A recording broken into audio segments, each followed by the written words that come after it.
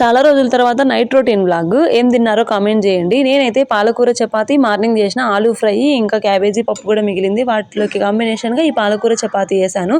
రోజు చపాతీ, దోశ ఇదే అవుతుంది కదా అని ఈరోజు కొంచెం ఇలా ట్రై చేశానండి. ట్రై చేసేది ఏముంది, అందరికీ తెలిసిందే. నాకు పాలకూరకి పెద్దగా సంబంధం ఉండేది కాదండి 5 years బ్యాక్. అంటే పెళ్లి కాక ముందు వరకు నాకైతే తెలీదు.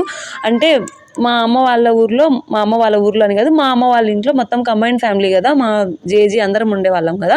ఆమెకి నచ్చినవి మాత్రమే ఉండాలన్నమాట. మా జేజీకి కిడ్నీలో స్టోన్స్ అంటే ఆమెకి నచ్చిన ఫుడ్, ఆమె తినగలిగిన ఫుడ్ మాత్రమే పెట్టేవాళ్ళు. అలా మాకు పెద్దగా అలవాటు లేదు. ఇంకా హాస్టల్లో ఉన్నా కూడా పెద్దగా చేసేవాళ్ళు కాదు కూడా నాకు గుర్తులేదు సరిగా. ఇంకా పెళ్ళైన తర్వాత ఫస్ట్ ప్రెగ్నెన్సీ నుండి స్టార్ట్ చేశాను. అప్పటి నుంచి ఇప్పటి వరకు అన్ని ఆకుకూరలు ఫేవరెట్ అయిపోయాయి. పాలకూర, మెంతి కూర అన్ని.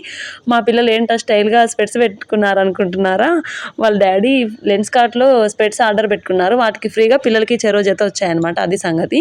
మా డిన్నర్ అయితే ఇలా గడిచింది. మీరేం తిన్నారో కామెంట్ చేయండి.